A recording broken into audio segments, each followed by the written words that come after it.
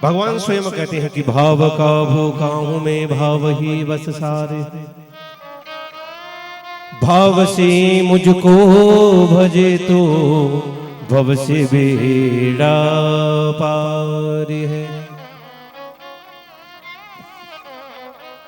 अन्न धन और वस्त्र भूषण कुछ न मुझको चाहिए,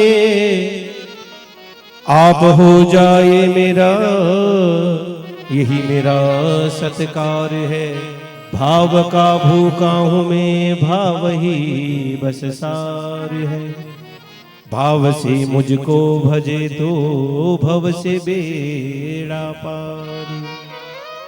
अरे महाराज यहां तो विदुरानी ने भगवान को, थोड़ा 2 मिनट लूंगा मैं, एक छोटा सा एक भक्त प्रसंग है, बड़ा सुंदर प्रसंग है। यहाँ भगवान ने विदुरानी के हाथ के केले की छिलकों का भोग लगाया।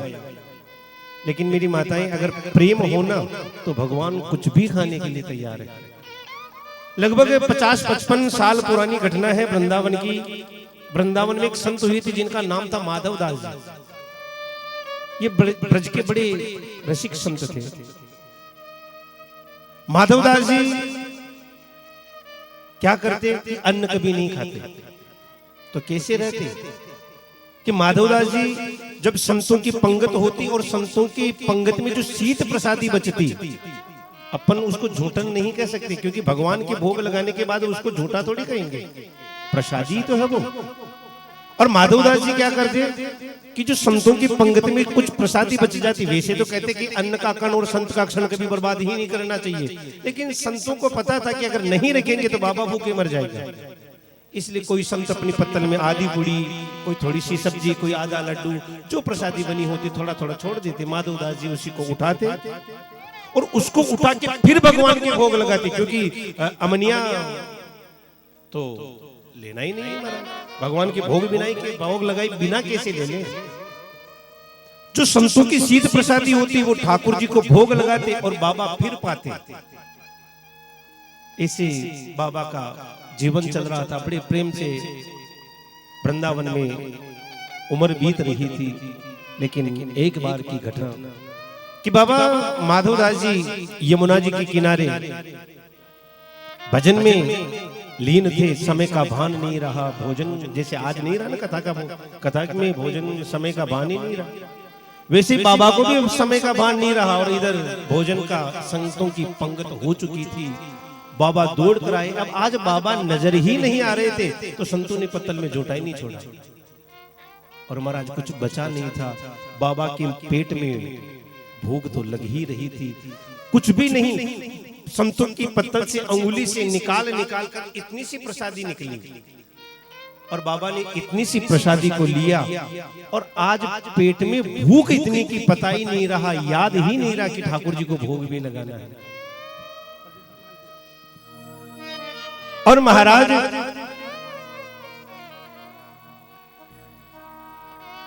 बाबा माधवदास जी ने वो जो प्रसादी निकली उसको मुंह में रख लिया, और जैसे ही मुंह में रखा याद आया कि मैंने ठाकुर जी को तो भोग ही नहीं लगाया। अब करूं तो क्या करूं? अगर बिना भोग लगाए पा जाऊं तो भगवान का अपराध कर बैठता हूं कि भगवान को बिना भोग लगाए खा गया। और अगर वापिस निकालूं तो संतों का अपराध कर देता हूं कि संतों के प्रसाद को वापिस निकालना, उसको निकालना, भगवान के प्रसाद को वापिस मुंह से निकालना, ये भी तो अपराध है। करूं तो करूं क्या? माधवदास जी आंख बंद करके आंखों से आंसुओं के पनारे बह रही हैं, रो रही हैं कि हे ठाकुर जी करूं तो अब क्या करूं? ना निगल सकता हूं और ना उगल सकता हूं। निगलूं तो भगवान का अपराध है और उगलूं तो संतों का अपराध है।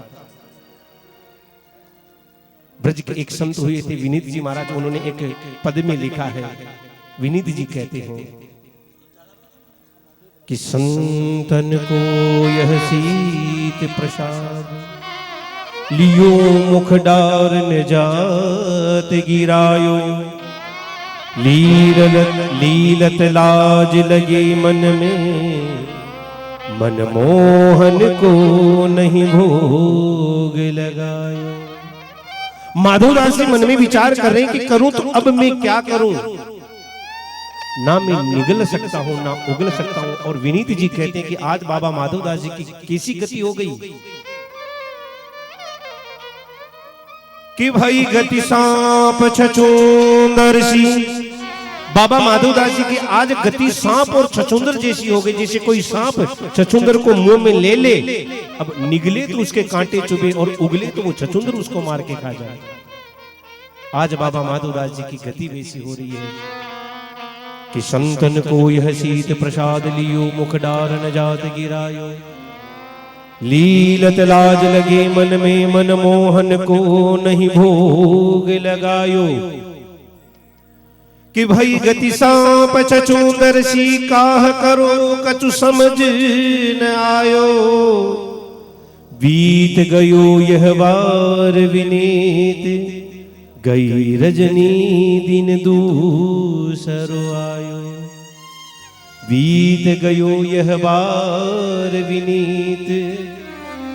महाराज माधवदास जी बैठे बैठे पूरा दिन बिता दिया और पूरी रात बिता दी, ना निगल रहे हैं और ना उगल रही है, केवल कर रहे हैं तो क्या, आंसुओं के पनारे बहा रहे हैं कि हे प्रभु क्या अपराध बन गया मेरे से।